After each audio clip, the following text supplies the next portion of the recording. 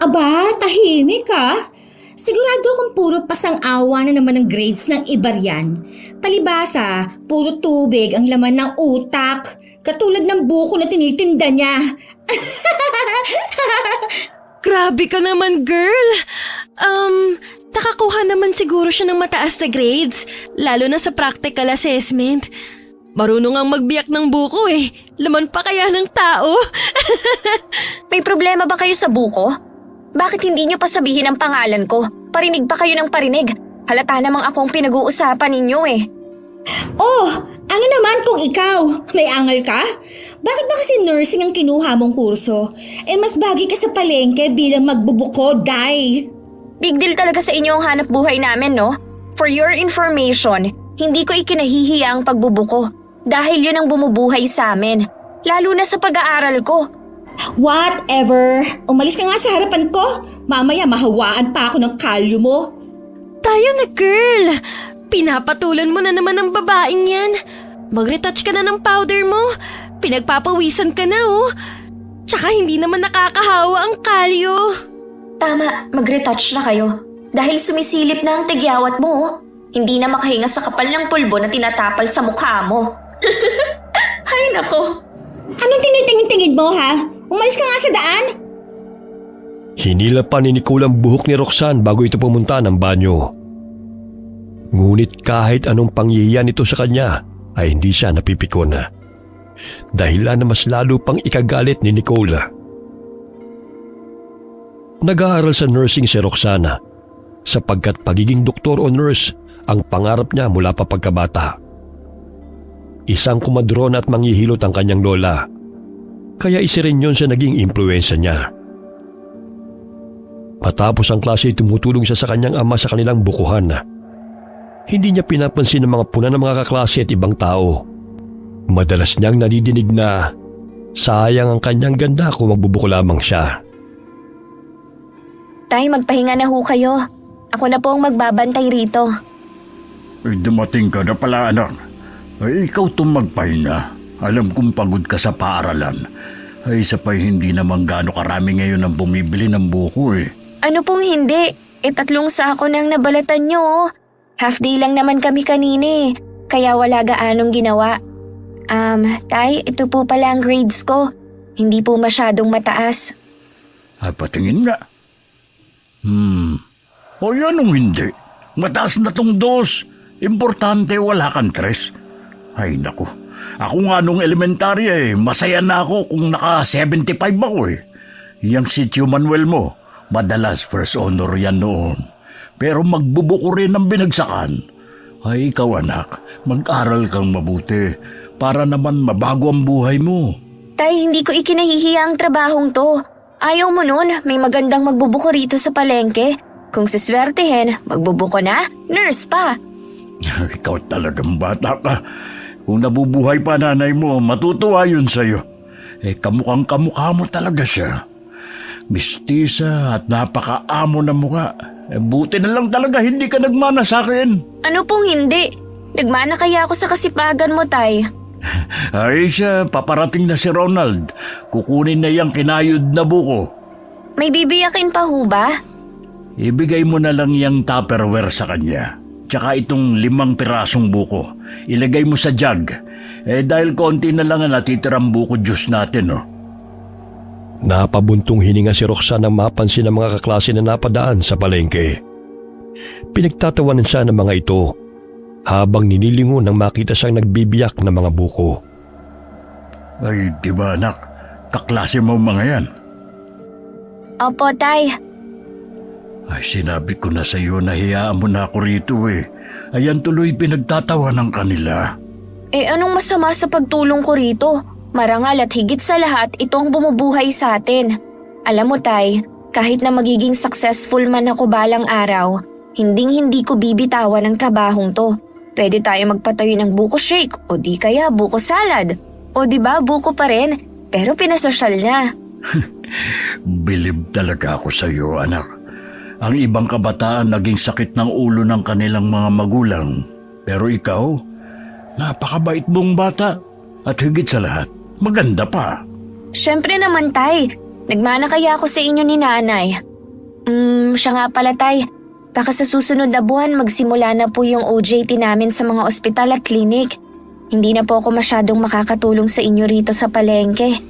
Ay, no problem, anak. Sabihin mo lang sa akin ang mga kakailanganin mo, ha?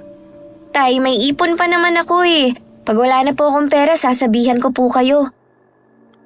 Sa tuwing walang pasok si Roxana, ay sumasama ito kay Mang Dadoy sa Nyugana upang kumuha ng mga buko na ibinebenta nila sa palengke. Umaliksi siyang sumasampa sa sasakyan, bit-bit ang ilang pirasong buko na animoy lalaki kung kumilos. Kaya't minsan ay napagkakamalan siyang tomboy at nanghihinayang ang mga kalalakihan sa kanya dahil sa kagandahan niyang taglay. Anak, tignan mo. Parang kursunada ka ng lalaking yun. Naku, binabantayan lang po tayo niyan. Baka mali ang bilang natin. Tsaka nanibago lang yata na may babaeng pumupunta rito. Sa bagay, anak. Ikaw lang talaga ang dalagang nagkaka-interes sa ganitong gawain. Ako na po ang magdadrive ng multicab mamaya para naman makapagpahinga kayo. Ay, sige. Alam kong mas magaling ka na magmaneho ngayon sa akin eh. Medyo malabo na kasi yung paningin ko. Dahil sa kanilang negosyo ay nakabili na rin ng sariling truck si Mang Dadoy. Hindi na sila nanghihiram at nakakatipid pa sila. Tuwing Sabado at Linggo ay nagdi-deliver si Roxanne ng buko sa kanilang mga kakilalang tindera.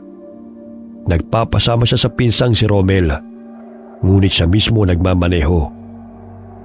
Dahil sa determinasyon at sipag ng dalaga, ay nasa 4th year na siya sa nursing at ilang buwan na lamang ay makakapagtapos na siya ng pag-aaral.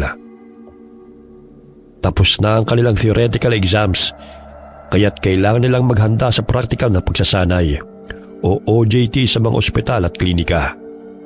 Kabilang raw ng mga liblib na baryo kung saan madalang na nakakapunta ang mga nurse at doktor. Ipinaskil ng kanilang advisor ang mga pangalan sa harap ng pisara. Gayon na lamang ang pagtataray nila Nicole at Maris dahil kagrupo nila si Roxana. Pwede bang lumipat na lang siya ng group? Hindi siya nababagay na sumama sa atin, no? Mamaya mabawasan pang grades natin dahil sa pagiging taklesa niya. Sa pagkakaalam ko, hindi na pwedeng makalipat eh. Tsaka alphabetical order yan, girl. Bida-bida pa naman yan kay Prof, pero wala namang alam bukod sa pagbibiyak ng buko. In fairness, girl ha, siya yung mataas ang grade sa clinical simulations and CPR assessment. Tapos ikaw ang kulelat. Che! Mataas naman ako sa theoretical exams, no? Palibasa mo kang tambay ang babaeng yan. Partida wala pa yung ayos si Roxanne ha. Alam kong naiinis ka sa kanya dahil maganda siya kahit hindi naka-makeup. Sino bang kaibigan mo? Ako o siya? Nakakainis ka, ah? Siyempre ikaw. So, shut up! Napaka-importante ko naman para pag-usapan nyo. Kahit nagbubulungan kayo, dinig ko pa rin oh. Kung ayaw nyo akong kasama, edi wag kayong sumama. Tapos! Aba, ako pa talagang pagsasabihan mo ng ganyan? Ikaw nga itong bulok ang grupo, oh. Tingnan mo, ikaw lang ang mahirap. Mamaya pasanin ka pa namin sa gastusin, no? May sarili akong pera, no? Hindi ako aasa sa inyo. Binanggapan ni Nicole si Roxanne bago bumalik sa kinauupuan nito. Matalino si Nicole pagdating sa exams. Ngunit mas magaling si Roxanne pagdating naman sa practical assessment. Bawat pangkat ay may 10 miyembro na inassign sa bawat klinika at ospital sa iba't ibang lugar. Kaya't sabi ka mga ito sa kanilang on-the-job training na mag-uumpisa sa susunod na linggo. Sa lubungang kilay ni Nicole nang kinausap ni Alex si Roxana. May gusto siya sa lalaki, ngunit halatang si Roxana ang natitipuhan nito. Magkasama pala tayo, Roxanne. Oo nga eh. Mabuti naman at may kasama akong mabait. Akala ko kasi puro bruha eh. Joker ka rin pala. Akala ko napakaseryoso mo eh. Hindi naman ako nagjo-joke eh. Totoong sinasabi ko. Kita mo yung si Nicole? Real life bruha yan. Sidekick niya yung si Maris. Naririnig kita, ha? Sampalin pa kita rin, eh. O bakit nagagalit ka? Kayo nga kung mag-usap ni Maris dinig ng lahat ah. Lalo na kung laitin niyo ako. Ano bang narinig mong sinabi ko? O, kita mo na? Wala kang narinig. Gusto mo lang makisausaw sa usapan namin para mapansin ka ni Alex. Hayaan mo na siya, Roxanne. Mamaya magpalit pa ang mukha niyong dalawa. Jack, di mo yung magugustuhan. Hoy! Narinig ko yun ha? Mas attractive naman ako kaysa sa kanya, no? Isa pa, wala siya ng kung anong meron ako. At kahit kailan, ayokong maging siya. Naku! Tinanong mo rin ba si Roxanne kung gusto niyang maging ikaw? Diyan na nga kayo! Mapera ka lang kaya ka maputi. Kung hindi ka mayaman, ewan ko lang kung anong itsura mo. Malaki ang mata at malapad ang bibig. Nadadala lang ng kaartihan kaya nilalapitan ng mga lalaki. Idagdag pa na nililibre mo pa sila. Wag ako. Alam ko ang mga moves mo. Grabe ka kung makatingin kay Nicole ah. Gigil na gigil ka sa kanya. Galit na naman sa akin eh. Parang palaging pasa ng mundo. Oo nga no. Nagpapapansin kasi sa'yo yun. Tignan mo, ang lagkit ng titig niya sa'yo. Hindi ko siya type. Ayoko na sobrang maarte. Tsaka yung matalak. Konting problema, big deal sa kanya. Parang lahat na lang nakakaaway niya eh. Lalo na sa'yo, mainit ang dugo nun. Ewan ko nga sa kanya.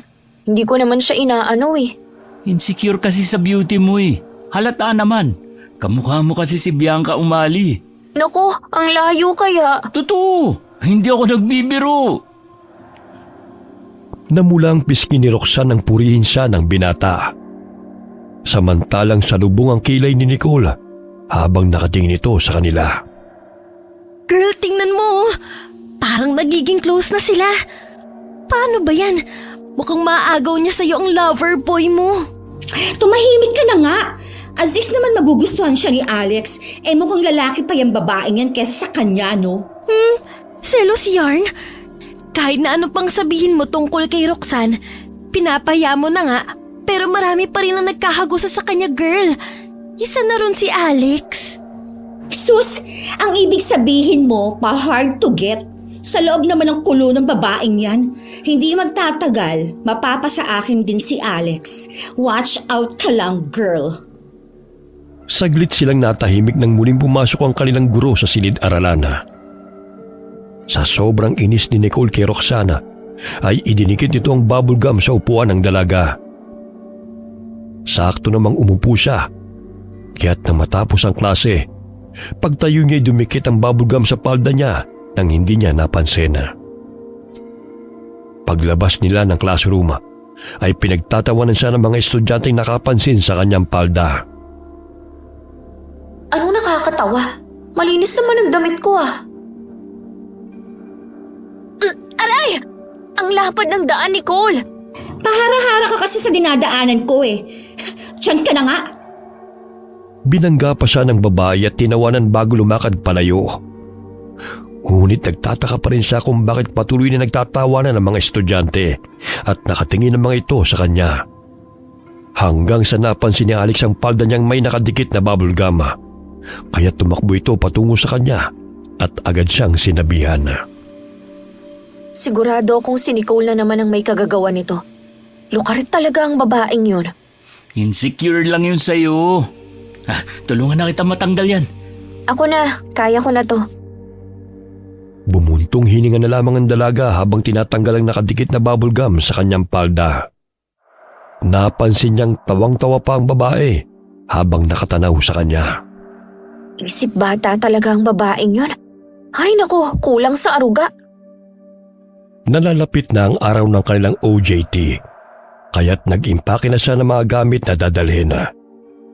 Sa kada klinika o ospital sa bayan at mga baryo, ay 3 hanggang 5 araw sila mag-a-assist ng mga pasyente sa tulong at patnubay ng kanilang clinical instructor.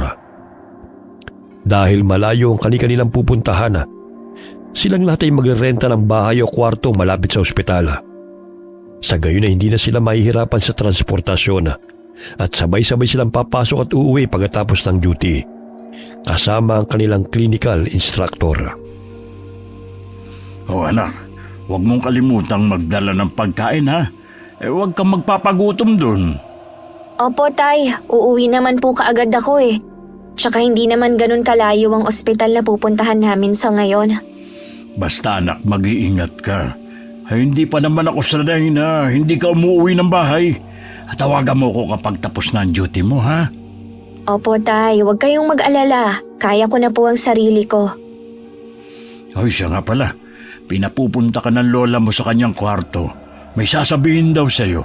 Ay, alam mo naman yun. Ayaw na mapalayo ka sa kanya. Sige po, pupuntahan ko na siya ngayon din. Nadatnan niyang nakaupo si Lola Carmi sa katre nito. Hinawakan ng matanda ang kanyang kamay at ibinigay ang kwintas na may pendant na kulay puting bato. Lola, di ba ito yung mutya ng bato ng nyug na pinakaiingatan mo? Bakit ibinigay mo na to sa akin? Napangiti lamang ito sa kanya at marahang hinaplos ang kanyang pisngi. Alam ni Lola na pupunta siya sa mga baryo at liblib na lugar kung saan hindi pamilyar sa apo.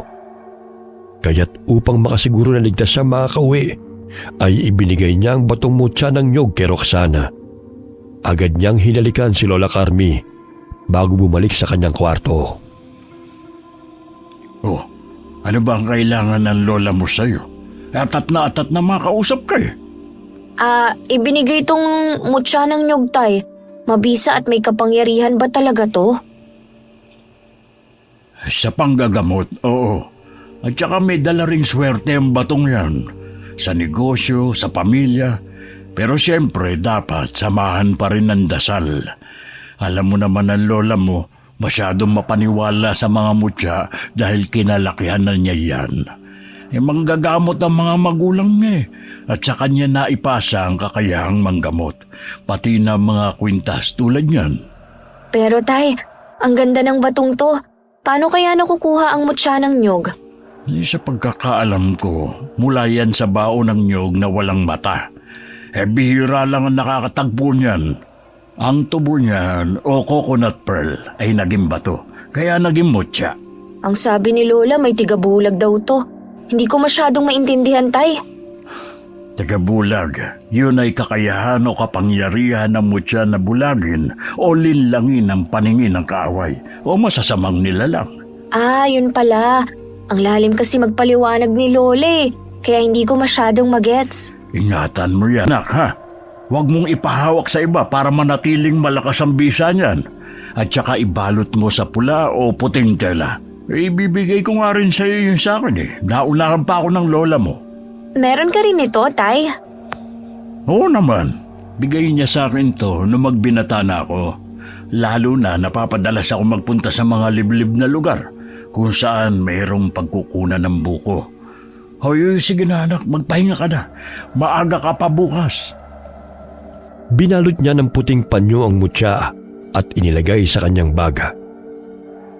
Hindi siya naniniwala sa mutya, ngunit tinanggap niya yun upang hindi sumama ang loob ng kanyang lola kapag tinanggihan niya yun. Kinabukasan, maaga siyang umalis ng bahay. Sa unang linggo niyang pagtatrabaho sa ospital, ay masaya siyang nag-assist ng mga pasyente. Hanggang sa lumipat sila ng lugar kung saan sila muling na-assign sa Baryo Kalubihan. Liblib na lugar na madalang puntahan ng mga healthcare workers. May lumang gusali na nagsisilbing ospital, kulang sa gamit pang medisina, at tila nakalimutan na ng gobyerno. Mahigit 1 oras ang kanilang nilakad mula sa bukana ng baryo, pagbaba ng jeep patungo sa ospital. Pwede naman siguro sa city lang tayo mag-OJT. Ang daming lamok naman dito. Bakit kasi kailangan pa sa lugar na to? Ang pagtulong, walang pinipiling lugar. Tsaka mas kailangan ng mga taong tulong natin dito. Mabuti na nga lang at kasama kita, Alex Kahit pa paano, stress reliever kita. Anong tingin mo sa kanya, salon pass? May sinasabi ka, girl. Sabat ng sabat, hindi naman kinakausap. Wala lumakad ka na, mamaya maiwan pa tayo Ay, sakit na ng po ako. Help me, Alex. Help me, please. Kaya mo na yan, ikaw pa. Kanina pa kasi tayo naglalakad. Malayo pa ba? Mga 2 oras pa yata ang lalakarin natin. Nakikita mo namang walang kabahayan, My gosh, super creepy naman ang lugar na to. Maris, where are you, girl? Huwag mo akong iwan dito. Nandito lang ako sa likod mo, no? Hinihingal na nga ako eh. Lihim na natatawa si Roxanne sa mga kaklase na hindi sanay sa malayong lakaran, sapagkat nasanay yung mga ito na hatid sundo ng mga kotse. May nakasulubong silang mga batang nangangahoy at halatang natutuwa ang mga ito sa kanilang pagdating.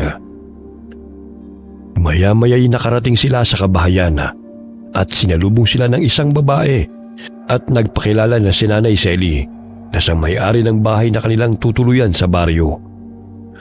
Gawa ito sa pawid at kawayan, ngunit malinis ang loob. Ay, sa wakas nakarating din tayo.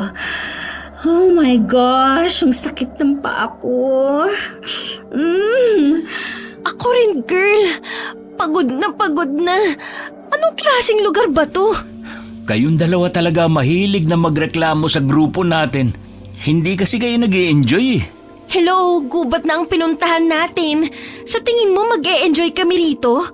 Mamaya may mga bad elements pang nakatira dito. At ano pang mangyari sa atin? Ang ingay niyong dalawa. Gusto ko na magpahinga, okay? Nasaan na ba yung room ko dito? Ang sabi ni Miss Gonzaga, tabi-tabi tayo sa pagtulog. Isa lang naman ang higaan, oh. Nakikita mo yan? Ang mga lalaki sa kabilang kwarto, tayong 5 dito naman. What? My gosh! Hindi ako sanay na may katabi matulog, no? Lalo na makasama ka sa isang room. Problema ba yun? E di wag kang matulog buong magdamag. Basic. Che! Ito na sigurong pinaka-worst na lugar na pinuntahan natin. My gosh, wala pang kuryente. Masasanay ka rin. Marami-rami pa tayong baryong pupuntahan. Hindi lang dito. Nakabusangot na pinaypayan ni Nicole ang sarili. Ilang sandali kinausap sila ng kanilang guro na bukas na sila mag-uumpisa na mag-duty sa mini-hospital ng baryo. Madilim na rin at malayo ang kanilang nilakbay, kaya't kailangan nilang magpahinga. Nagluto sila ng baon nilang pagkain gamit ang palayok. May mga batang nagbigay sa kanila ng buko, kapalit ng ibinigay ni Alex at Roxanne ng mga dilata. Paano natin mabubuksan to? Sus, sisiw lang to sa akin. Boy, pahiram ng itak ah. Uy, grabe. Ang galing mo talaga, Roxanne. Bilib talaga ako sa'yo. Ngayon lang ako nakakita ng babae na kayang magbukas ng buko at maganda pa. Huwag ka na magtaka, ito ang trabaho namin ni tatay. Kaya ko ngang umakyat ng nyug eh, basta hindi lang gaano kataas ah. Ibang klase ka talaga, Rox. Ang sabihin mo, pinaglihi ka sa unggoy kaya ka ganun. O ayan, inumin mo, para naman tumahimik ka. Puro pamimintas ang naririnig ko sa'yo eh. Masarap ang tubig kapag bagong pitas, no? Oo, kaya nga bagong pitas yung mga tinda namin. Ngayon ko lang nalaman na yan pala ang sideline mo. Hindi ka naman nagtatanong eh. Ang sabihin mo, nahihiya kang malaman na magbubuko ka. Gusto mong biyakin ko yung bunganga mo? Kanina ka pa. Kainin mo na nga lang yung nyog. Napipiko na si Roxanne sa babae dahil sumasabat ito sa usapan nila ni Alex. Habang ang kaibigan nitong si Maris ay sarap na sarap sa buko na kinakain ito, maging ang iba nilang mga kaklase. Bukas, pagkatapos ng duty hours, magpakuha tayo sa mga bata. Mas masarap pa to kaysa sa milk tea sa bayan eh. Yes, I agree. Tila hindi na makapagsalita si Maris dahil puno ng buko ang bibig nito. Samantalang si Nicole ay natahimik dahil sinasaway ng mga kaklase sa pagtatalak nito. Lumalalim na ang gabi. Namamangha sila sa mga alitap-tap na tila mga Christmas lights na umiilaw sa mga puno. Kapag walang polusyon, buhay na buhay talaga ang mga alitap-tap. Wala na tayong makikita niyan sa syudad. Paano ba naman? Puro usok at building na lang ang nakatayo. Bilang na lang ang puno. Napahinto sa pagsasalita si Roxana nang may makitang lalaking dumaan sa bahay na kanilang tinutuluyan. Nagtama ang kanilang paningin at bahagyang tumindig ang kanyang mga balahibo dahil kinabahan siya sa itsura nito. May malaking peklat sa mukha dulot ng hiwa. Nang kumurap siya'y mabilis itong nawala. Nasaan na siya? Ha? Sino? Yung tao. Kani-kanina lang nandyan siya eh. Nakatingin pa nga rito. Wala naman ako napansin Baka namamalikmata ka lang. Isasarado ko na lang tong bintana. Matulog na tayo. Hindi makatulog si Roxanne dahil nakikiramdam siya sa paligid. May mga yabag siyang naririnig na pabalik-balik. 12:00 na. Pero may gising pang mga tao rito. Kaninang 9:00 tahimik na nga ah. Girl, umusog ka nga. Di ako makatulog dahil naaamoy kong hininga mo. Ang OA mo! Ang layo ko sa'yo ng 5 inches Tsaka wala ng space Nakasiksik na nga ako sa dingding. Nakakainis. Hindi ako makakatagal sa lugar na to. Napapangiti na lamang si Roxanne sa bangayan ng dalawang magkaibigan. Muli siyang sumilip sa butas ng dingding. Wala naman siya nakikitang tao at tumigil na rin ang mga yabag na kanyang naririnig. Mga hayop lang sigurong napadaan. 5:00 pa lamang ng umaga gising na si Roxana at nagluto na ng kanilang almusal. Habang ang kanyang mga kaklase mahimbing pang natutulog, pati ang kanilang guro.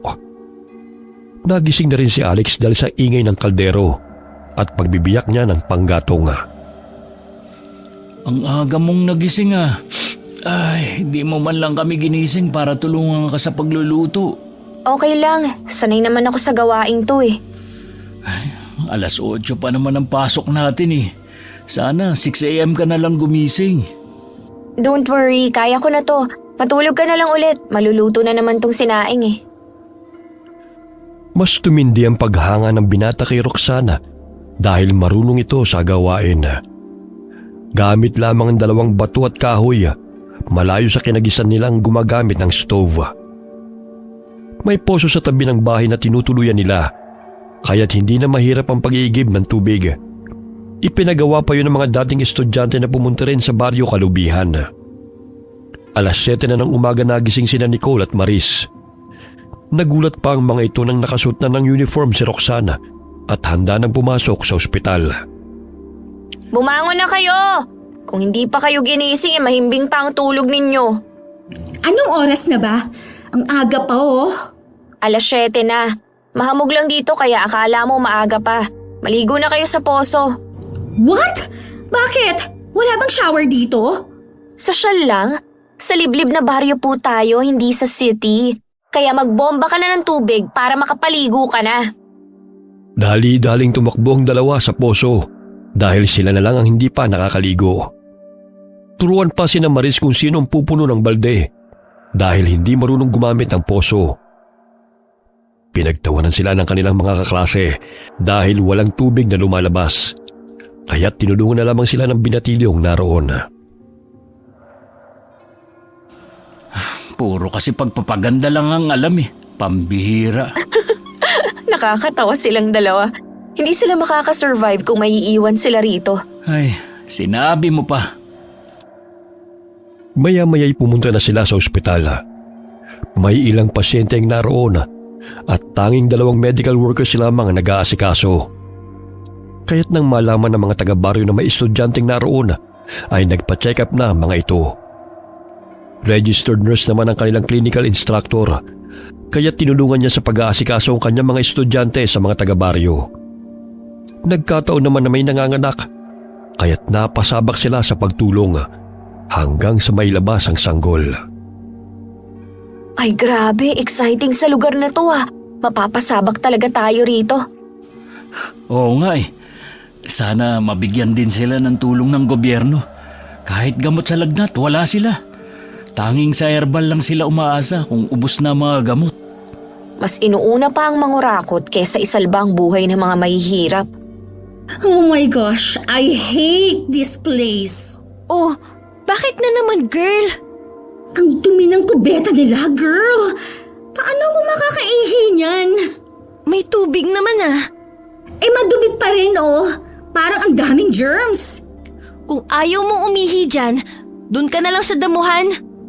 Gaga ka talaga. Mamaya matuklaw pa ako ng ahas, no? So, magtiis ka na lang. Tinatakpan pa ni Nicole ang ilong habang nagbabanyo.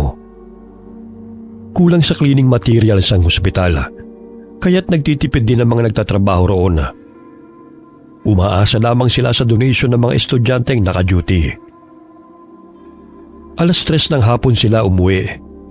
Sa daan ay napahanga sila sa ganda ng lugar, kaya't nag-usap sila na mamamasyal kung maaga ang kanilang off sa susunod na mga araw. Nabuhay sila ng payak katulad ng mga taga-baryo.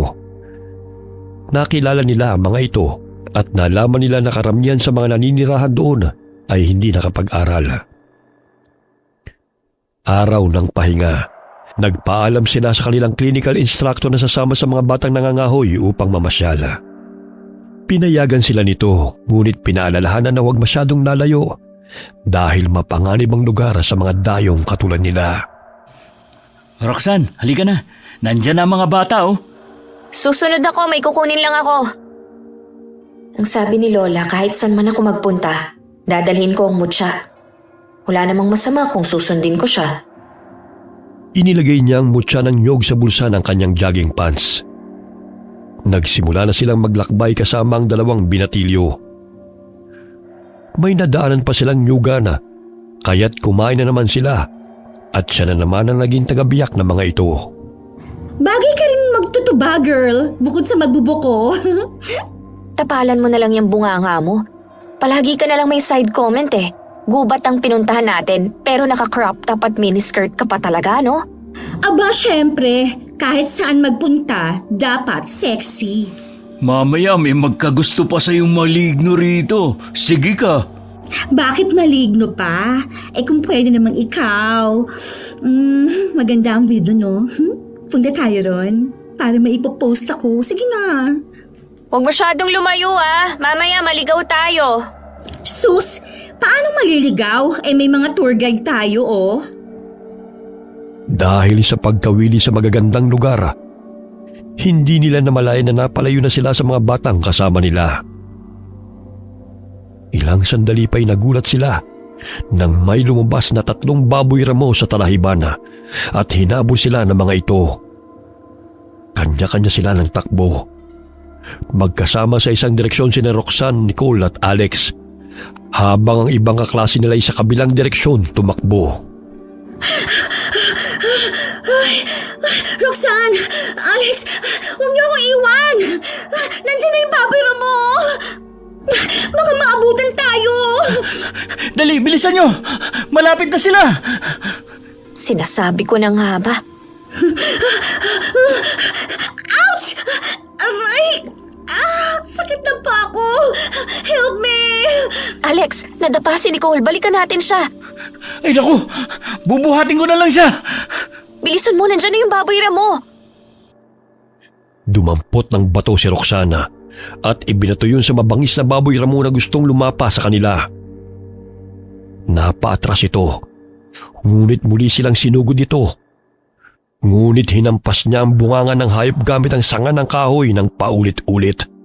Dahilan para magtago yun sa mayayabong na damo. Wala na siya.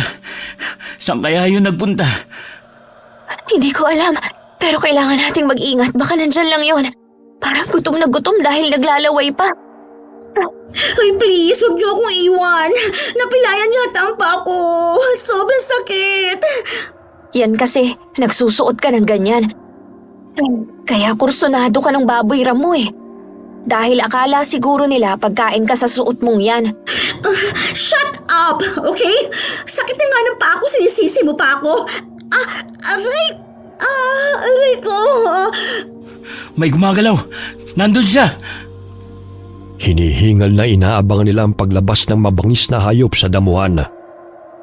Ngunit nabawasan ang kanilang pangamba nang makita ang 2 malaking daga. Ay, akala ko baboy mo na. Bumalik na tayo sa baryo. Mahirap nang maligaw tayo at abutan ng gabi. Sakit talaga ng pa ako. Hindi ako makalakad. Halika, aalalayan na kita. Dahan-dahan lang ha. Pinagtas nila ang masukal na gubat kung saan sa palagay nila sila dumaan bago nakarating sa lugar na yon. Ngunit tila paikot-ikot lamang sila sa loob ng gubat at hindi makalabas.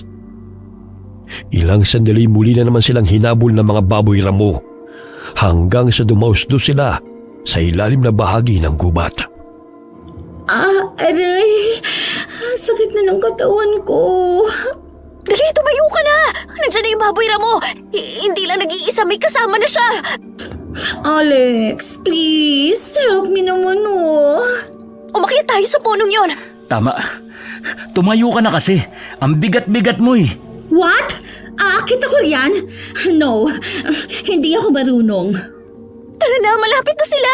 Ako nang mauunang aakyat, aalalayan ka ni Alex! Ay naku, ayusin mo kasi ang pagkapit sa sanga. Mamaya mahulog ka eh. Kumakapit na nga eh. Kasi ang hirap naman ito. Ano ba yan? Ano ba? Dalian mo! Hinila ni Roxanne ang braso ng babae hanggang sa makaakyat ito sa puno. Sumunod si Alex, kaya't hindi sila naabutan ng mababangis na hayop. Grabe, tignan nyo, ang tatalas ng mga pangil nila. Tsaka makikita sa mukha nila ang bagsik. Dito na lang ba tayo forever? Paano kung hindi umalis ang mga yan? Mababagot din sila sa kakahintay. Aalis din ang mga yan para maghanap ng pagkain. Tingnan nyo, may nakikita akong mga bahay. May naninirahan din pala rito. Oh, ano pang hinihintay natin? Humingi tayo ng tulong sa kanila. Wala pa akong nakikitang tao. Problema ba yun? Tulong! Tulong! May mga hayop na gustong kumain sa amin. May tao ba dyan? Please, help! Tignan nyo, umalis yung mga baboy Ramo. Siguro nainis sa boses mo. Ayun, may nakikita akong matandang babae na papalapit dito. Mukhang takot yung mga baboy Ramo sa kanya. Narinig ako ng matanda, kaya magpasalamat kayo sa akin. Nabawasan ang kanilang takot nang umalis sa mababangis na hayop sa tulong ng matandang babae. Nagpakilala ito sa kanila at sa tingin nila'y mabait naman ito. O mga bata, bumaba na kayo riyan. Wala nang mga hayop na humahabol sa inyo. Hoy Alex, help me naman Baka malaglag ako. Dahan-dahan lang. Oh my gosh, muntik na ako mahulog. Kung gaano kadali ang pagbaba ni Roxanne sa puno, ay gano'n na lamang ang panginginig ng tuhod ni Nicola. Kumapit ka sa sanga! Oo nga heto na Aray, ang tuhod ko. Ouch! Dumidilim na. Hindi pa naman natin alam ang daan. Aling Agnes, alam niyo ho ba ang daan patungo sa tinutuluyan namin malapit sa ospital? Malayo-layo na rin yun dito, Indeng. Ipagpabukas nyo na lang ang pag-uwi. Isa pa, maraming mga mababangis na hayop sa daan. Bukas naman ang tahanan ko para sa inyo Parte pa ho ba ito ng baryo Kalubihan? Oo, Indeng. Bandang dulo na to ng baryo. May mga tao at iilang bahay silang nadaanan na nakamasid ang mga tao sa kanila. Ngunit matalim kong makatingin. Naninindig ang mga balahibo ko. Kakaiba ang pakiramdam ko sa lugar na to. Roxanne, bakit natigilan ka na dyan? Halika na. Umalis na lang tayo rito. Masama kasi ang pakiramdam ko sa lugar na to Parang ang bigat. So, anong gusto mong gawin natin? Bumalik sa ating tinutuluyan kahit dumidilim na. Hindi natin alam ang daan, Tsaka marami pang wild boar sa paligid. Hello? Bukas na nga ang sabi ni Manang, di ba? Parang ano kasi Huwag kayong matakot. Ganyan lang kung makatingin ng mga tao rito. Alam niyo namang hindi sanay na may pumupunta rito magaganda. Nandito na tayo sa bahay. Huwag kayong mahiya mga bata ha. Sige na, pumasok na kayo. Para magabot ko na rin yung pilay ng kasama ninyo. Ay, salamat, makakapagpahinga na rin sa wakas. Nakaagaw ng pansin kay Roxanne ang binatang napasilip mula sa kurtina. Naaalala niya yung lalaking nakita niyang pagala-gala sa bahay na tinutuluyan nila. Dito pala siya nakatira. O Andoy, bigyan mo sila ng maiinom at makakain. Sigurado akong gutom ang mga batang to. Sandali at kukuha lang ako ng gamot. Maya-maya'y may dala na itong nilagang saging. Muling nagtama ang paningin nila ng lalaki, sabay bulong sa kanya. Hindi kayo dapat pumunta pa rito. Umalis na kayo, bago pa mahuli ang lahat. Ano ang... Bumalik ka na sa kusina, Andoy. Tawagin mo ang tatang Anselmo mo at sabihin mo may mga bisita tayo. Sige ho. Nakakatakot naman siya. Ano ba nangyari sa mukha niya? Ay, huwag kayong matakot kay Andoy. Nagkaganyan ang mukha niya nang sugurin siya ng baboy ramo noong bata pa siya habang nangangahoy. Mabuti na lang at dumating si Anselmo. Hindi siya natuluyan ng hayop. Oh, ayan Roxanne. Ano, gusto mo bang matulad sa kanya? Nagpupumilit ka pa talagang bumalik sa tinutuluyan natin eh. Eh, gabi na oh. Mas lalong agresibo ang mga baboy ramo tuwing madilim.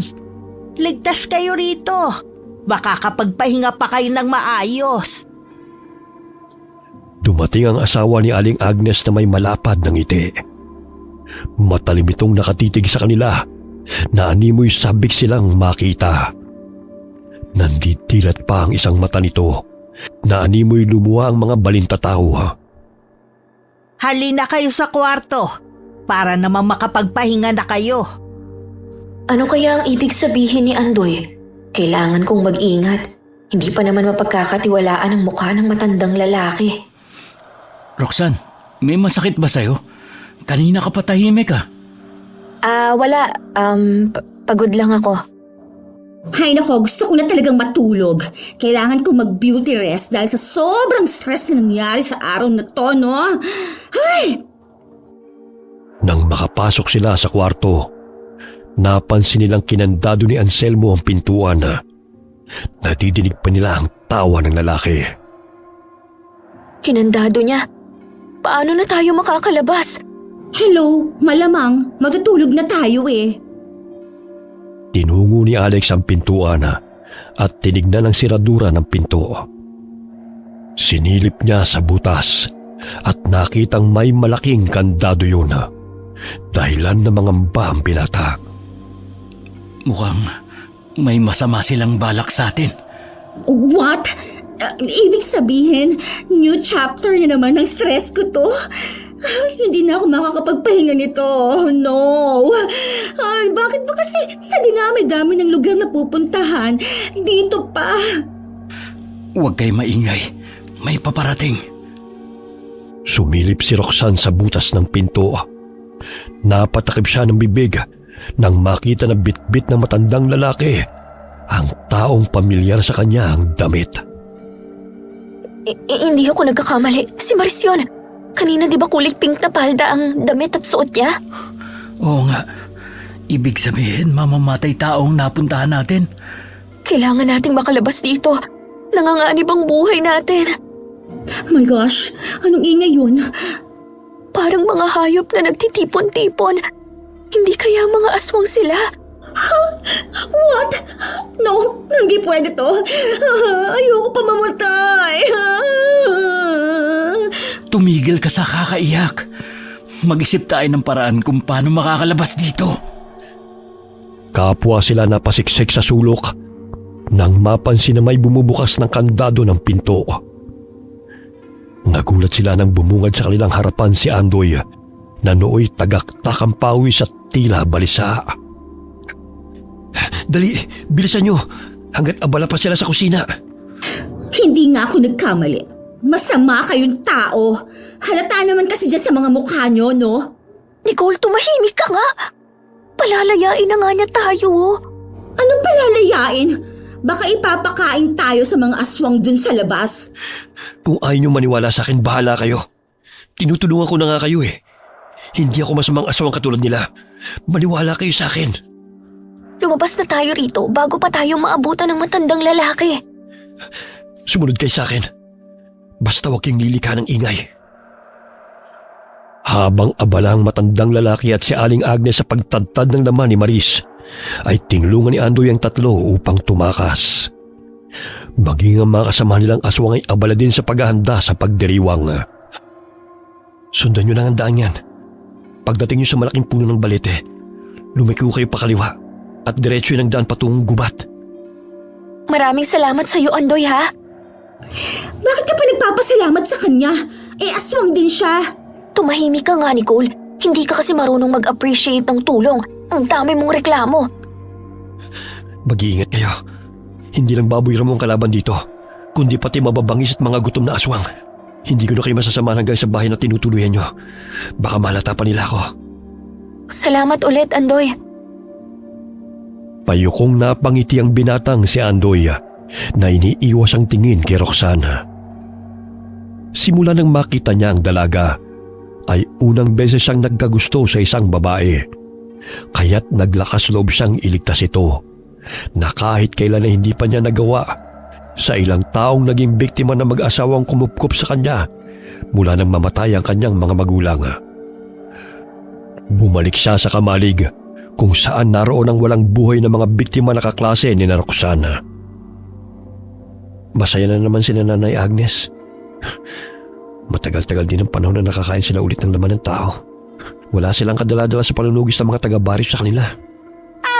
Nakatakas sa 3 bihag! Sino nagpatakas sa kanila?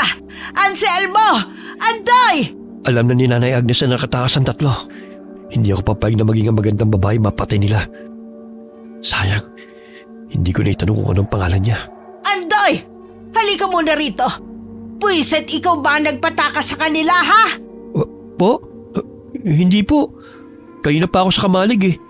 Hindi pa ako nakapunta rito sa bahay. Baka nakalimutan na naman ni Tatay Anselmo na ikandado yung pinto. Alam niyo naman na makakalimutin yun, di ba? Ang lalaking yun talaga. Muli itong pumasok sa kusina at binatukan ng asawa na masayang nagtatadtad ng karne. Ikaw talaga. Umiral na naman yung makakalimutin mo. Nakatakas sa 3 bihag dahil sa'yo. Imbes na 1 buwan ang magiging konsumo natin, nawala pa ang mga yon. Minsan na nga lang may napapagawing tao sa lugar natin eh. Ay, salamat na niwala si Nanay. Mabuti na lamang makakalimutin si Tatay Anselmo. Nalusutan ko sila. Sana ligtas na makabalik sa kanilang tinutuluyan ng magandang babae. Lumabas ng bahay si Aling Agnes at sinabihan ng mga kasamang aswang na hanapin ang 3 bihag na nakatakas.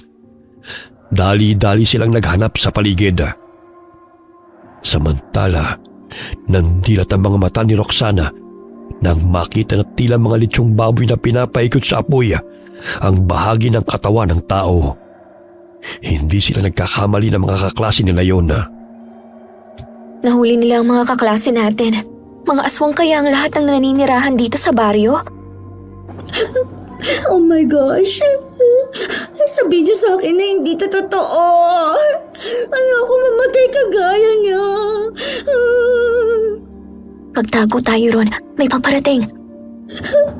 Alex, please. Huwag mo kong iwan, ha. Huwag ka maingay. Nandiyan na sila. Sandali, bakit parang umiinit yung bulsa ko? Parang nagmumula sa mutya na dala ko ah. Sana naman totoo ang sinabi ni Lola na maililigtas ako nito mula sa panganib. Hindi pa ako handang mamatay.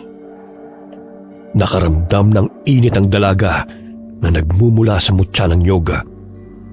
Tila ba may kung anong kuryente siyang naramdaman na nananalaytay sa buo niyang katawan. Naamoy ko kayo. Akala nyo siguro makakalabas pa kayo rito, no? Si Anselmo, aswang siya. Ang talas ng kanyang mga ngipin, no? Tsaka ang pangit ng itsura niya. Katapusan na natin. Makikita lang nila tayo. Diyan lang pala kayo nagtatago. Nasaan ang isang kasama ninyo? Bakit 2 lang kayo? 2? 3 kami ah. Takbo! Oh no! Please, Alice, wag mo ko iwan! Ayoko maging pagkain ng mga aswang na yan! Hinawakan ni Roxanne si Nicole dahil madadapa ito. Pinilig-pilig ng mga aswang ang kanilang ulo nang biglang nawala sa paningin nila ang tumatakbong babae at tanging si Alex na lamang ang kanilang nakikita. Nasaan na yun pumunta? Bakit bigla na lang siya nawala na parang kabote? Nawala? Pagkasama naman kaming tatlo Bakit parang si Alex na lang ang nakikita nila? Huwag yun ang pakawalampayang lalaki. Aray! Bitawan niyo ako, Aray! Hoy! Bitawan niyo si Alex! Mga walang ya kayo! Ano nangyayari? Bakit may boses ng babae? Pero wala akong nakikita sa paligid. Lumalala na siguro ang katarata ko. Hinambalos ni Roxanne ang sanga ang aswang na humihila kay Alex, kaya't nabitiwan ito si Nicole. Muling idinilat ni Anselmo ang kanyang mga mata nang lumitaw na namang muli si Nicole sa kanyang paningin. Nang hawakan ni Roxanne si Alex, ay nawala na naman ang binata sa paningin ng mga aswang. Anong nangyayari sa mga batang ito? Bakit bigla-bigla na lang nawawala? Mga elemento ba sila dito sa gubat? Nililin lang ang aming mga paningin. Alex, nasaktan ka ba? Nasugatan ako sa braso. Ang talim ng kuko nila. Ang dami pala nila rito. Halika na, Nicole. Bilisan mo na. Ang sakit pa kaya ng mga paa ko. Hindi pa nga tayo nakakapagpahinga, no? Tatakbo na naman. Ay, Nasaan na sila? Nawala na silang tatlo. Kani-kanina lang nandito pa mga yun Oh, nasa na ang mga bata? Hindi namin mahagilap. Basta-basta na lang nawawala. Tapos lumilitaw na naman. Hanapin nyo na maigi. Nandyan lang ang mga yon. Hindi nila alam ang daan kaya hindi pa nakakalayo ang mga yon. hindi nila tayo nakikita? Teka, paano nangyayari yun? Ilang meters lang ang layo natin sa kanila, oh. Kitang-kita natin ang pagtatalo nila. Ayaw mo noon, makakalayo tayo rito. Hindi na malaya ni Roxanne na gumagana ang tigabulag na kapangyarihang taglay ng mutya. Nalilin lang niya ang paningin ng mga kalaban na nawawala sa paningin nito at ng mga taong kanyang nahahawakan. Ay, wait! Sina Cedric at Gina yun, oh. My gosh, humihingi sila ng tulong. Ibig sabihin, lahat tayo nahuli nila. Tingnan nyo, may 3 baboy ramo na parang kinakausap ni na Aling Agnes. Hindi kaya mga alaga niya ang mga yon? Nanlaki ang kanilang mga mata nang biglang nagtigbaliw ang mga baboy ramo bilang mga aswang. Napagtanto nila na sadyang hinabol sila ng mga ito upang mapunta sila sa lugar ng mga aswang. Mga kasamahang aswang sila ni na Aling Agnes. Kailangan nating tulungan sina Cedric at Gina. Ayun, sa kubo sila ipinasok. Ano nang gagawin natin? Wala pa naman tayong laban sa kanila. Mamaya lechonin din nila tayo, no? Bawasan mo nga yung kaartehan mo para makawala tayo rito. Hindi naman pwedeng pabayaan na lang natin ang mga kasamahan natin. Dahan-dahan silang tumungo sa kubo. Pagbukas nila ay bumungad sa kanilang harapan sina Cedric at Gina na may tali sa kamay at paa. Shh! Huwag kayong maingay. Alex, pakibantayan dyan sa labas. Oh my gosh, hindi ko talaga bet ang horror movies. Pero ito, nangyayari na sa atin. Halina kayo, dahan-dahan lang. Baka bumalik ang mga aswang na yon. Girl, may mga kutsilong nakasapit, oh. Pwede natin gamitin yan sa mga animals na yun. Mga kaartehan, siguro nakuha nila to sa mga naging biktima nila. Iba't ibang klaseng patalim eh. Bawat isa sa kanila ay kumuha ng patalim. Hindi sila sanay gumamit noon maliban kay Roxana. Ngunit nilakasan nila ang kanilang loob upang lumaban sa mga aswang na gustong pumatay sa kanila. Humina ang bisa ng kapangyarihan ng mutya nang hakbangan ni Nicole si Roxanne nang kumuha ito ng patalim. Sapagkat isa yun sa paraan na bawal sa taong may taglay ng mutya. Nawawala si Roxana, ngunit paminsan-minsan ay nakikita rin ang mga kalaban. Ayun sila! Bakit hindi nyo binandayang mabuti ang mga bihag? Tatanga-tanga na naman kayo eh! Ano pang tinutunga nyo dyan? Habulin sila! Oh my gosh! Naging babayaran mo na naman sila! Dali! Bilis! Takbo! Hoy, please! Huwag niyo ko iwan! Hindi bagay ang beauty ko sa lugar na to! Nagkahiwa-hiwalay sila at hindi na alam kung saan patutungo. Madilim ang paligid, ngunit patuloy pa rin silang tumatakbo. Nasaan na sila? Hindi ko na alam ang daan. Pero kailangan ko makalayo sa mga aswang na yon. Patay na si Maris at ang dalawa naming kaklase. Uubusin nila kami. Saan ka pupunta? Kanina ko pa nararamdaman na may dala kang mutya. Ibigay mo yun sa akin. Anong mutya? Wala akong alam. Ito ba? Alam kong hindi ka bobo. Pero magmamahanga ka pang bata ka. Magkaiba ang mutya at ang patalim na yan. Wala naman akong ibang kinuha sa'yo kundi ito eh. Kaya ito lang ang maibabalik ko sa'yo. Lahat ng mga matitigas ang ulo pinapatay ko. Katulad ng maarting kasamahan ninyo. Kampon kayo ng dyablo. Nandito kami upang tulungan ang mga katulad ninyong kinalimutan na ng lipunan. Tapos ito lang ang igaganti ninyo sa amin? Kahit kailan hindi namin kailangan ng tulong nyo. Ang gusto namin ang muling makalasap ng sariwang dugo at laman. Nawawala-wala sa paningin ng matandang aswang si Roxana, kaya't nagkaroon ng pagkakataon ng dalaga na mahataw ng patalim sa mukha si Agnes. Muli pa sana niyang sasaksakin ito sa dibdib, ngunit biglang pinigilan ng aswang ang kanyang kamay. Akala mo siguro mapapatay mo ko, no? Hindi mo magagawa yon. Katulad ka rin ng mga kasamahan mong mahina. Mahina man ako sa paningin mo, pero hindi kita uurungan. Sinakal ng matandang aswang si Agnes. Akmang dudukutin nito ang puso ng dalaga gamit ang matalim na dila nito. Ngunit buong lakas ang sinaksak ni Roxanne sa muka, dahilan na mabitiwan siya nito. Aray! Ang sakit! Yan ang nababagay sa'yo! Pagbabayaran mo tong ginawa mo sa akin! Walang iya ka! Iniwan ni Roxanne ang aswang na pilit binubunot ang patalim na nakabaon sa mukha nito. Tumutulo pa ang dugo rito. Ang hirap nilang patayin, pero hindi ako susuko. Makakauwi pa ako kay na tatay. Kanina pa ako tumatakbo, pero parang pabalik-balik lang ako sa dinadaanan ko. Bitiwan mo ako! Please, let me go! Nahuli na naman si Nicole. Kinakaladkad siya ng dalawang aswang. Aray! Bitiwan mo ako! Bitiwan niyo ako na ba?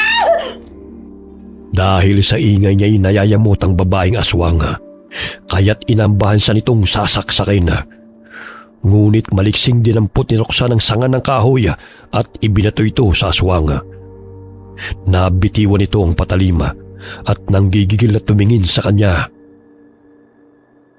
Tanging ang sinag ng buwan ang nagsisilbi nilang liwanag sa madilim na paligid. Sinugod siya ng babaeng aswang at galit siyang dinaganan. May dala itong palakol at hinataw siya nito. Ngunit nakailag siya at buong lakas niyang hinilang mahabang buhok ng kalaban, dahilan na mabuwal ito sa damuhan. Samantalang si Nicole ay nabitiwan ng isang aswang nang saksakin ito sa leeg ni Alex. Akin na yung palakol mo! Dahil bibiyakin ko talaga yung bungo mo, mga hayop kayo, ha! Basagin mo yung ulo niya, tulad ng pagbiyak mo sa buko. Kanina pa ako nagigigil sa inyo, ha? Hindi na ako maaawa sa mga demonyong katulad nyo! Go, girl! Patayin mo siya! Isipin mo na lang nyog yung nasa harapan mo! Ang ingay-ingay mo kasi. Mamaya may lumapit na namang aswang dito. Iyak lang naman ang ginagawa mo eh. Itong sa'yo!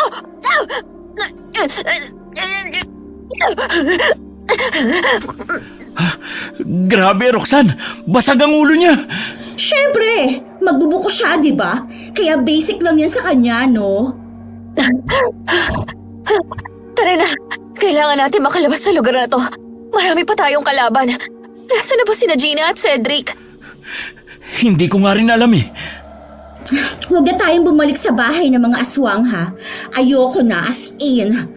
Ang sakit na ng katawan ko sa pagkalkad nila. Muntik pa akong pagsamantalahan ng isa. My gosh, may manyak din pala na aswang. Magtago tayo dito. May paparating. Hoy, teka. Parang si Miss Gonzaga yan ha. Bakit kasama niyang matandang lalaki? Magkausap sila na para bang matagal na silang magkakilala. Hindi kaya dinala niya tayo rito para maging pagkain nila? Wala man lang pag-aalala sa kanyang mukha o takot. Di ba, bagong CI siya sa school natin? Oo, siyang pinakabatang CI sa school. Hindi kaya kamag-anak niya mga aswang na naninirahan sa lugar na to? Muntik nang mapatili si Nicole nang mapansin ang lalaking lumapit sa kanila. Mabuti na lamang natakpan nito ang kanyang bibig. Patay na ang dalawang kasama nyo. Kayo na lang natitira. Kailangan nyo makalabas dito dahil pinaghahanap na nila kayo. Paano kami makakalabas? Paikot-ikot lang kami rito eh. Sasamahan ko kayo. What? Sasama tayo sa kanya? What if naloloko lang niya tayo? Hindi rin naman mapagkakatiwalaan ang itsura niya, no? Hindi ako masama katulad nila. Noon ko pa kayo gustong balaan na umalis na sa lugar na ito. Kaso nga lang bantay sarado kayo ni Emilia. Pamangkisan ni na Tatay Anselmo at Nanay Agnes. Ikaw pa ang anak nila, di ba? Hindi. Inampun lang nila ako buhat na mamatay ang aking mga magulang. Pero tutulong ako sa kanilang pagpatay dahil ang mga magulang ko hindi pumapatay ng tao. Sumunod sila kay Andoy. Ngunit maraming mga aswang ang pagala-gala sa kanilang dadaanan. Kaya't naghanap sila ng daan na wala masyadong bantay. Lahat ba ng tao na naninirahan sa baryong kalubihan ay mga aswang? Hindi. Sa pinuntahan nyo, mga normal ang mga tao na naninirahan doon. Noon payapang namumuhay ang mga tao kasama ang mga aswang. Hati ang komunidad namin. Kaso nga lang naging sakim sina Tatay Anselmo at Nanay Agnes. Gusto nilang gawing aswang ang lahat ng naninirahan dito. Sa gayon ay lumaki ang populasyon nilang mga aswang. Dahil pakaunti na kasi ang kanilang angkan. Kabilang kami sa mga niyanggaw nila. 10 taong gulang pa lamang ako noon. Kaso nga lang, hindi na kaya nila nanay tatay ang pagiging aswang. Labag man sa kanilang kagustuhan na maging aswang, wala naman silang nagawa pa dahil hindi na matanggal. Namatay sila na nilalabanan ng pagkatakam sa sariwang dugo ng sanggol. Bago pa man mapatay ni Ina yung kapatid niyang buntis, tumalon siya sa bangin para iligtas sa mga ito, kapalit ng kanyang buhay. Siya man naman pinatay ng mga tao. Napagkamalan lamang siyang pumatay sa babae. Ngunit ang totoo, si Nanay Agnes ang may gawa nun. Wala na ako mapupunta nun dahil alam kong aswang din ako at maaaring patayin ng mga tao. Kaya sumama ako sa pangkat ni Nanay Agnes kahit labag man sa aking kalooban. Biktima ka rin nila, Andoy. Pwede ka namang sumama sa amin eh. Sasabihin namin sa mga tao na hindi ka masama. Gusto ko ng payapang buhay. Malayo sa mga tao at malayo rin sa mga aswang. Ngunit hindi ko magagawa to kung patuloy na dumadanak ang dugo. Dahil gusto kong iligtas sa mga taong walang kalaban-laban mula sa kamay ng mga masasamang aswang. Ilan na rin sa kanilang lihim kong napatay. Bakit hindi mo pinatay yung mag-asawa? Halatang silang leader ng mga monster. Hindi ko pa nagagawa yun dahil mahirap. Sapagkat madalas silang magkasama. Sa totoo lang kinamumuhian ko sila. Ginawa na lang miserable ang buhay namin. Pasensya na't napalayo na tayo ha. Bantay sarado kasi nilang shortcut na daan eh. Nagdadrama ka pa. Halata namang nililigaw mo kami. Tumigil ka nga, Nicole. Tinutulungan na nga tayo eh. Ikaw pa tong nagre-reklamo. Saglit silang napatigil nang may marinig na malakas na halinghing ng mga baboy ramo. Nagpalinga-linga sila sa paligid at napansin nilang malapit na ang mga ito. Lapastang kang bata ka! Ikaw palang tumutulong sa kanila, kaya't hindi sila mahuli. Nakikita mo ba ang ginawa ng babaeng yan sa mukha ko, Andoy? Patayin mo sila para makapag-umpisa na tayo ng ating selebrasyon. Selebrasyon tapos kami ang magiging handa? Lakas ng amats mo ah! Ano pa ang tinutunganga mo, Andoy? Tapusin mo na sila para makapagpahinga na tayo. Tama na, Nay. Hindi ko na masikmura ang ginagawa niyo sa mga tao. Dahil sa kasakiman niyo nagkaagulo. Bakit hindi na lang kayo mamuhay ng payapa sa bundok? Bakit kailangan niyo pang pumatay? Lumalabang ka na sa akin ngayon. Ano ba ang sinabi nila sa'yo? At parang nagbago ang pakikitungo mo sa amin ng ganun-ganun na lang, ha? Lapastangang kang bata! Mahigpit na hinawakan ni Roxanne ang palakol dahil alam niyang susugurin sila ng mga aswang sapagkat naglalaway ang mga ito at matalim na nakatingin sa kanila. Tumakbo ang mga aswang at pinalibutan sila. Ganun na lamang ang panginginig ng tuhod ni Nicole dahil sa takot. Tila mga bukong pinaghahataw sila ng palakol ni Roxanne, dahilan para tumalsik ang mga dugo sa tuwing bumabaw ng patalim sa mga katawan ng kalaban. Sinipa siya ni Anselmo. Pilit na inaagaw ang palakol nito. Ikaw na babae ka! Ang tapang-tapang mo! Kanina ka pa! Pinahihirapan mo talaga kami! Pinatay mo ang mga kasamahan ko, kaya papatayin rin kita. Aray! Ang tenga ko! Agnes! Tulungan mo ko! Natanggal ang tenga ko! Hindi lang yan ang aabutin mo sa akin. Sige, lumapit ka. Dahil hindi ako magdadalawang isip na biyakin ang ulo mo. Baka hindi mo alam, sanay ako magbalat at magbiyak ng buko. Madali lang kitang tatadtarin, kagaya ng ginawa mo sa mga kasamahan ko. Kakaiba kang bata ka, ha? Pero hindi ako magpapatalo sa isang pulpol na kagaya mo dahil babaliin ko yung leg mo. Yang mapanakit mong kamay, iihawin ko. Muli siyang hinataw ni Roxanne ang itak. Ngunit nasanggayo ni Agnes at tinadya siya nito sa sikmura. Pinagtulungan siya na mag-asawa dahil alam ng mga ito na may dala siyang mutya. Sinabunutan siya ng babaeng aswang at akmang kakagatin ang kanyang leeg. Muli siyang hinataw ni Roxanne ang itak. Ngunit nasanggayo ni Agnes at tinadyakan siya nito sa sikmura. Pinagtulungan siya na mag-asawa dahil alam ng mga ito na may dala siyang mutya. Sinabunutan siya ng babaeng aswang at akmang kagatin ang kanyang leeg. Nay, bitiwan mo siya! Wala kang utang na loob, bata ka! Kakampihan mo pa sila. Kung hindi ko papatay ng babaeng to, lahat tayo papahirapan niya! Nanlaki ang mga mata ni Agnes nang hatawin siya ni Andoy sa mukha gamit ang palakol. Dahilan para matapyas ang ilong nito. Wala kang utang na loob! Matapos kitang kupkupin, ito pa ang igaganti mo sa akin! Sana nga noon ko pa yan ginawa. Dahil hindi na makatulungan ng pang-aapi niyo sa mga tao. Namatay ang mga magulang ko dahil sa kasamaan niyo. Kaya ako naulila ng maaga. Ginusto nila magkaisa sa amin! Hindi ko sila pinilit! Hindi totoo yan. Bago mamatay si tatay, sinabi niya sa akin ang lahat. Ngayon lang ako nagkalakas loob na lumaban. Dahil hindi ko hayaan na masaktan niyo siya. Aray! Bakit? Sino na ba ang babae nagpapatibok ng puso mo? Kahit kailan hindi ka niya magugustuhan. Dahil isa kang aswang, lalo na pangit ka! Muling ibinao ni Andoy ang palakol sa balikat ng aswang dahilan na pumalaw ito. Ngunit malakas pa nitong itinulak ang binata dahilan na tumilapon ito sa talahiban. Bagamat nagkaroon ng pagkakataon na makabuelo si Roxana at dinampot ang palakol. Buong lakas niyang hinataw ang ulo ng matandang babae. Bumaon ang patalim sa ulo nito dahilan na mabasag ang bungo nito. Agnes! Pinatay mo ang asawa ko! Ang lakas ng loob mong kalabanin kami! Nararapat lang na patayin kayo dahil masasama kayong nilalang. Mga kasama, atras! May mga taong paparating. Babalik kami at guguluhin namin ang baryo dahil sa ginawa mo. Uubusin namin ang mga tao. Tanda mo yan! Kinarga ni Anselmo naghihingalong asawa. Kumaripas ito ng takbo kasama ang mga kasamahan nito. Ilang sandali narinig nilang nagsisisigaw si Nicole.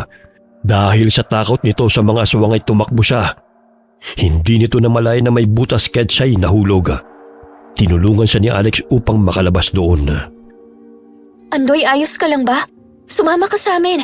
Alam kong maging ang buhay may nanganganib. Pabayaan mo siya, Roxanne. Total, aswang naman yan eh. Anong silbit pa niya sa mundo, di ba? Kahit kailan, hindi ka talaga natututo. Ilang beses na niyang itinaya ang buhay niya para sa atin. Dapat matuto kang tumanaw ng utang na loob. Kung hindi dahil sa kanya, kanina ka pa na lechon. Pinag-aagawan na yung katawan mo. Tama si Roxanne, Nicole. Gusto mo sigurong pabayaan ka na lang namin dito, no? Tinulungan nilang makabangon si Andoy. May sugat ito sa ulo dahil tumama ito sa bato. Gagamutin natin yan pagdating natin ng bahay. Oh, bakit ganyan ka na lang kung makatingin sa kanila? Nagsiselos ka? Maglakad kang mag-isa. Laking pasasalamat nila sa pagdating ng mga tao. Dahil kung sakaling nahuli pa ang mga ito, ay natitiyak nilang malamig na silang mga bangkay. Nang makarating sila sa bahay na kanilang tinutuluyan, ay agad na ginamot ni Roxanne ang sugat sa ulo ni Andoy, maging ang sarili.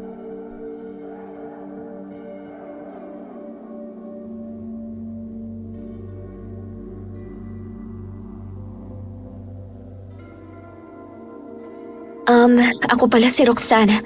Kanina pa tayo magkasama pero hindi mo pa alam ang pangalan ko. Siguro mananatili ako rito. Babalik sila. Tutulungan ko kayo Gagawin na sinabi. Sapagkat ako naman ang dahilan Sa kung bakit sila pagkakataon to, maghihiganti kailangan sa ko na inyo. sila. Kung gusto mong manatili Magpapawalis na rito, kayo. ikaw na Hanggat lang, may panahon girl. pa. Dahil ako, ayoko na talaga. Mamamatay na ako sa hirap ng buhay dito. Dumagdag pang mga aswang-aswang na yan. Pwede na kayong umuwi ni Alex bukas. Magpapaiwan ako rito. Girl, sorry and thank you. Alam ko, naging masama ako sa'yo. Ang totoo kasi, naiinggit ako sa'yo eh. Kahit na hindi ka nagpapapansin, marami nagkakagusto sa'yo. Kahit na mas lalaki ka pa kaysa sa kanila. Magbalat at magbiyak ka rin kasi ng buko. Bago kasi yun sa paningin ng mga lalaki na gawain ng babae. Para mapansin ka rin naming mga boys. She! Iiyak na sana si Nicole dahil buong puso itong humingi ng kapatawaran sa lahat ng maling inasal niya kay Roxana, sapagkat nagawa pa rin siya nitong tulungan. Kinabukasan ay inihatid ng mga taga-baryo sina Alex at Nicole kung saan ang mga ito naninirahan. Inireport din nila sa mga kapulisan ang pangyayaring pagkamatay ng mga estudyante. Natagpuan ang mga tinadtad na katawan ng tao sa mga lumang bahay. Ngunit wala na mga naninirahan doon. 15 taon na may usap-usapang katulad nito noon. Pero sa kabilang bundok pa nila dinadala ang kanilang mga bihag. Mga estudyante o kaya mga turista ang mga biktima. Hindi pa ako inaampun na Agnes noon. Narinig ko lang mga usap-usapan ng mga kababaryo namin. Matagal na pala silang may ginagawang kababalaghan. Rox, nakiusap ako kay Prof. Na kung maaari, doon na natin ipagpatuloy ang natitirang duty hours natin sa Baryo Kalubihan.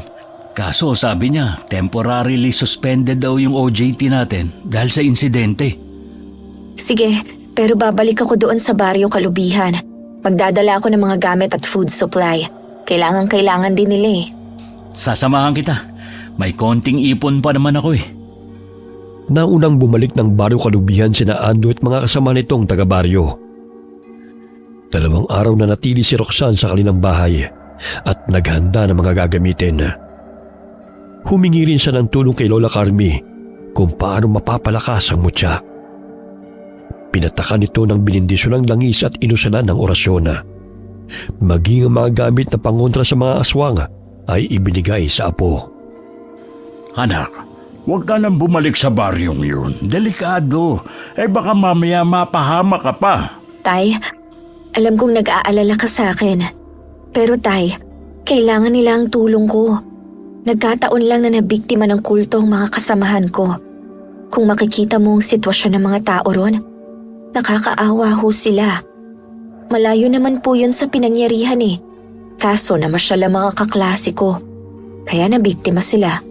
Pangako Tay, Mag-iingat po ako ron. Kasama ko naman si Alex eh. Nagmana ka talaga sa katapangan ng lola mo nung kabataan. Hindi kita masisisi. Kung saan-sang baryo din siya napapadpad para manggamot. At saka isusubo na niya, ibibigay pa niya sa mga nangangailangan. Mahal na mahal ko po kayo ni Lola. Akala mo ba hindi ko nahahalatang kinuha mo lahat ng mga gamit ng lola mo sa panggagamot?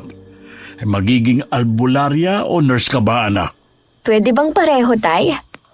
Ikaw talagang bata ka. Puro kakalukuhan. Hindi na sinabi ni Roxanne na ang tunay na pumatay sa kanyang mga kaklase ay mga aswang. Sapagkat hindi naman maniniwala ang mga kapulisan. Suspecha ng mga ito, kanibal o grupo ng kulto may kagagawa ng krimen. Ayaw man sanang pumayag ni Mang Dadoy na bumalik ang anak sa baryo. Subalit mapilit ito at alam niyang hindi niya mapipigilan ang kanyang anak. Maagang sinundo ni Alex si Roxanne sa bahay nito. May mga kahon silang dala ng mga pagkain at mga gamot. Maging ang mga ibinigay na pinaglumaang damit ng kanilang mga kakilala ay dala nila. Alex, iingatan mo tong anak ko, ha? Opo, Mang Dadoy. Tay, huwag kang mag-alala. Kaya kong sarili ko. Ngayon pa na handang-handa na ako. Anak, ikinatatakot ko lang naman na matulad ka sa mga kaklase mo. Ikaw lang ang kayamanan na meron kami ng lola mo. Pangako, Tay. Babalik ho ako. Ihahatid lang namin tong mga lumang damit at mga gamit. Tsaka maraming mga bata kasi ang nagkakasakit. Pero walang nag-aalaga eh. Bistulang nakalimutan na sila ng gobyerno. Sige anak, basta mag-iingat kayo ron. Dabagman sa damdamin na payagan ng anak, ay wala nang nagawa si Mang Dadoy dahil alam niyang maalalahanin ito at kitang-kita niya sa mga mata ni Roxana ang kagustuhang tumulong sa mga taga-baryo. Kagaya ng pinag-usapan nila ni Andoy, hinintay sila nito sa bukana ng baryo kasama mga binatang naninirahan doon. May mga dala kami para sa inyo. Para naman hindi na 6 na tao ang maghahati sa isang lata ng corned beef. Marami to para lahat makatikim. Dinaig mo pa yung mga nagtatrabaho sa gobyerno. Wala naman tayong maaasahan sa kanila kundi ang magnakaw. Kung hindi tayo magtutulungan na mamamayan, malulugmok lang tayo sa hirap. Nadadagdagan talaga ang plus points mo sa akin. Nakaka-inlove ka talaga. Bilisan mo na nga, Rian. Loko-loko ka talaga Isinuot ni Roxanne ang kwintas na may pendant ng mutya ng nyoga. Siniguro niyang matibay ang tali upang hindi yun mapigtas. Maging ang buntot ng pagi at mga tansyong punyal ni Lola Carmi ay kanyang dala. Pati na rin ang abo ng insenso ay pinadalhan siya ni Lola. Pinaghati-hatian ng mga taga-baryo ang mga pagkain, sabon at mga damit na kanilang dala. Dahil magkasinlaki lang si Alex at Andoy, ay sa kanya ibinigay ng binata ang mga damit na hindi na nito ginagamit. Maraming salamat, Alex. Ngayon ako makakapagsuot ng bagong damit. Mukhang basahan na tong damit ko. Mabuti mapapalitan na. Hindi ko naman yan sinusuot Masisira lang yan sa cabinet. Matapos nilang kumain ay dumiretso sila sa ospital kasama sina Andoy. Karamihan sa mga pasyenteng naroon ay mga bata at matandang may sakit. Malaking tulong sa mga ito ang mga dala nilang mga gamot. Ilang araw na tayong nandito, pero payapa ang lugar. Mabuti naman at hindi na nanggugulo ang mga aswang. Hindi ka sure. Baka naghihintay lang ng tiyempo yun. Nagpapalakas lang siguro mga yon. Ikaw ba naman ang matanggalan ng tenga Teka, naririnig mo ba yun? May mga yabag at nalinghing sa paligid. Speaking of aswang, baka sila na yan. Ayun, may dumungaw sa bintana. Sigurado akong si Anselmo yon. Ang mga bata, bantayan nyo. Kinuha ng dalaga ang tansong punyal sa kanyang baga at ibinigay yun kay Alex. Inilabas rin niya ang buntot ng pagi at tiradora. Lagi nang nakahanda ang kanyang sandata na nakasukbit sa kanyang sinturon. Nandito ka na naman? Akala ko ba'y umuwi ka na sa lungga mo? Pakialamera ka talagang babae ka. Sige lang. Dahil ipapakita ko sa iyo kung paano namin lapain ang mga taong narito dahil sa kagagawan mong pakialamera ka. Tingnan mo ang ginawa mo sa akin. Pinatay mo pa ang asawa ko. Deserve mo yan dahil masama ka. Kung namuhay lang kayo sa bundok ng payapa, di sana kumpleto pa yung tenga mo. Ang sarap mong yakapin hanggang sa malagutan ka ng hininga. Alex, sa likod mo! Dapa! Gamit ang tiradora, pinaulanan ni Roxanne ang tansong balang aswang na muntik ng sumakmal kay Alex. Ibinigay niya sa binata ang tiradora at ang buntot ng pagi ang kanyang ginamit upang ihampas kay Anselmo. Aray! Sakit! Anong klaseng sinturon ba yan? Mahuli lang kita. Pati dila mo may latay. Imbis na gumaling ang mga bata, nandito kayo upang manggulo, ha? Gusto mo pa sigurong matanggal ang isang tenga mo. Nakakainis na kayo, ha? Inilabas ni Anselmong mahaba nitong dila upang sugurin si Roxana. Ngunit hinataw ng palakol ni Andoy ang dila ng aswanga, dahilan na maputol ito. Walang yaka, swahil! Ang dila ko, ang hapdi! Tamang-tama, may alkohol ako. Linisin natin. Aray! Ang sakit! Ano ba yung ligdong yan? Tumutulo ang luhat uhog ng matandang aswanga dahil sa hapdi ng kanyang dila nang buhusan ito ni Roxanne ng alkohol. Pinagtulungan siya ng dalawa dahilan mabunggo ito sa sementadong dingding dahil sa pagkataranta. Sinaksak siya ni Andoy sa dibdib gamit ang tansong punyal na ibinigay ni Roxana. Paulit-ulit itong ibinaon sa puso ng matandang aswanga na siyang dahilan ng pagkasira ng kanilang pamilya. Kayong dahilan kung bakit hindi ko nakasama ng matagal ang pamilya ko. Ginulo niyo ang baro kalubihan dahil sa kasakiman niyo. Bastarang kang bata ka. Sana pinatay na lang kita noon. Kung alam ko lang na tatraydurin mo. Pinatay mo na ako. Buhat nang gawin mo kaming aswang. Ayoko maging katulad niyo. Kahit kailan hindi ko kayang kumanit manakit ang tao. Kayo lang ang asal hayop. At hindi ako magiging katulad niyo. Papatayin kitang hayop ka! Bumagsak ang aswang na si Anselmo sa sahig habang nakabaon ng tansong punyal sa dibdib nito. Dilat ang kanyang mga mata na nawala ng buhay. Tulungan natin si Alex. Mukhang magaling na siya sa pagdedepensa, ha? Roxanne, sa bubong may aswang! Tamang-tama. Magagamit ko rin ang sibat na ginawa namin kahapon. Tanggapin mo to! Akala nyo, ha? Malakas na pumalahaw ang aswang nang bumao ng sibat sa bunganga nito. Lumusot yun sa batok ng aswanga, kaya't malakas itong bumagsak sa lupa.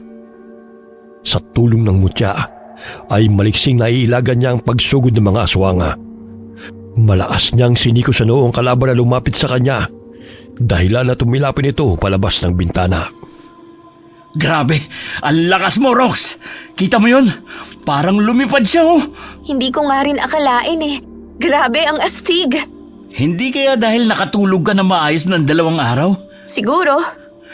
Si Andoy, pinagtutulungan ng 2 aswang. Maging siya, naging aswang na rin. Hoy! Bitiwan niyo siya! Hindi talaga kayo titigil, ha? Sige na, tirahin mo sa ulo. Tinamaan ng bala sa noong isang aswang gamit ang tiradora. Samantalang isa naman ay bumao ng tansong punyal na inihagis ni Roxana patungo sa lalamunan ng aswang. Ayun, sa Paul. Ang galing, ha? Salamat sa inyo. Hindi talaga nila ako titigilan eh. Mukhang umatras na ang ibang aswang.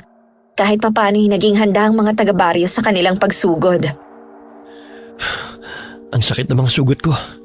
Pero huwag mong lalagyan ng likidong mahapdi ah. Ng alkohol? Konti lang para hindi maimpeksyon yung mga sugat mo. Mabilis na nagpalit ng anyo bilang normal na tao si Andoy.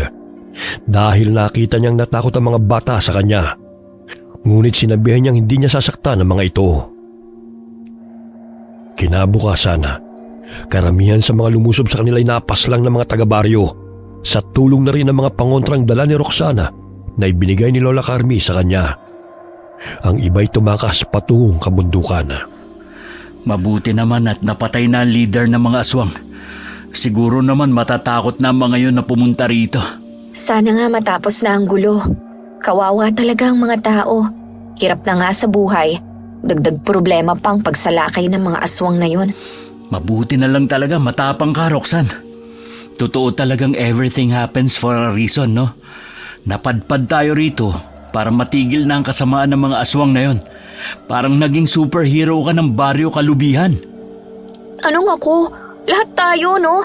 Isa na doon ang mga gamit ni Lola. Akalain mo, minana pa niya yan sa nanay niya.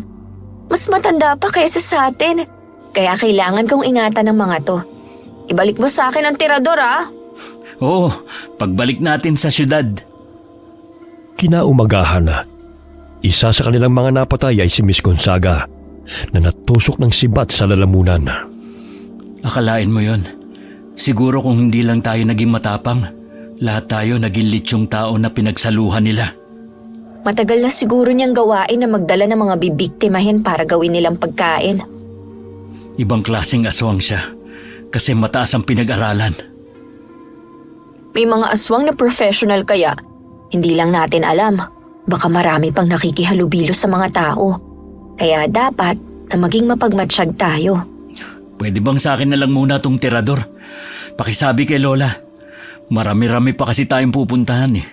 At least, magiging prepared na ako kapag may mga aswang na makakasagupa. O sige, magpagawa ka na lang ng tansong bala. Hindi naman kasi pwedeng magdala tayo ng patalim kahit saan eh. Baka mahuli pa tayo ng mga pulis. Pwede na siguro tong sinturo na gawa sa buntot ng pagi. Andoy, kumusta na pala yung sugat mo? Ito, okay na. Nagagalaw ko ng braso ko. Ang lalim ng sugat ko eh. Sila na ang bago mong pamilya, kagaya ng gusto mo noon na mamuhay ng payapa. Oo nga eh. Hindi ko nga sukat akalain na matatanggap nila ako, kahit na aswang ako. Mabait ka naman eh. Isa pa, hindi mo naman ginusto yan. Salamat sa lahat ng pagtatanggol mo sa akin ha. Hinding-hindi ko makakalimutan na may kaibigan akong kagaya mo. Salamat din, kasi tinanggap niyo ako bilang kaibigan, na kahit kailan na hindi ko naranasan. Namulang pisngi ni Andoy nang tapikin siya ng dalaga sa balikat. Maging si Alex ay napapangiti habang nakikinig sa usapan ng dalawa. Siguro sa susunod na linggo na kami aalis ni Alex. Tsaka bihira na rin kaming makakapunta rito dahil nag-aaral kami. Pero kapag bakasyon, dadalaw kami rito. Hihintayin ko ang pagbabalik niyo. Ilang araw ang lumipas. Hindi na muling bumalik ang mga aswang sa baryo Kalubihan. Naging payapa ang pamumuhay ng mga taga-baryo. Tinuruan sila ni na Alex at Roxanne ng proper hygiene upang makaiwas sa anumang sakit. Maging ang mga buntis sa tamang pag-aalaga ng mga sanggol. Magkahalong tuwa at lungkot ang pamamaalam ng dalawang magkaibigan sa mga taga-baryo. Lalo na kay Andoy na naging malapit na sa kanila. Huwag po kayong mag-alala. Hindi po namin kayo makakalimutan. Kapag nakagraduate na ho kami, pangako, babalik kami ni Alex dito. Mag-iingat po kayo palagi ah.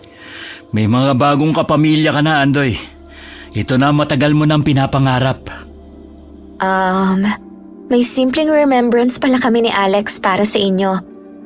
Ito yung mga litrato natin, mga masasayang alaala namin kasama kayo. Hindi nyo naman kami gaanong mamimiss kasi nandyan tayong lahat. Maluhaluhang niyakap ni Roxanne si Aling Selly na siyang may-ari ng bahay na tinutuluyan nila.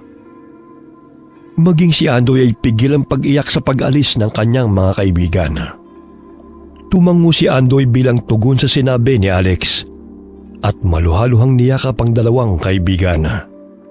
Laking pasasalamat nila kay Roxana dahil bukod sa pagiging mahusay na estudyanteng nurse ay mahusay itong mambubuko na siyang nakatulong upang magamit niya ang kasanayan na makipaglaban sa mga aswang. Okay, sana po nagustuhan niyo ang kwento natin ngayon. Shout out po tayo kina Gisa Nicole at kay Isaac. Kamusta po kayo? Hi Ann Fuentes from Dubai. Hi kay Kobe Bryant. Hi Kobe. Hi Enday Samante from Athens, Greece. Hi kay Susan Manalo. Hi Rosalie Reambonanza. Hi kay Sarah Adamson from Jeddah, Saudi Arabia. Hi kay Mylene Tumbiga from Saudi Arabia. Alright. May announcement lang po ako. May new channel po akong ginagawa. Ingkong Ikalawang Yugto. Sa December 1 po magsisimula. Sana po tangkilikin din niyo po ito. Marami pong salamat sa inyo and God bless all of you.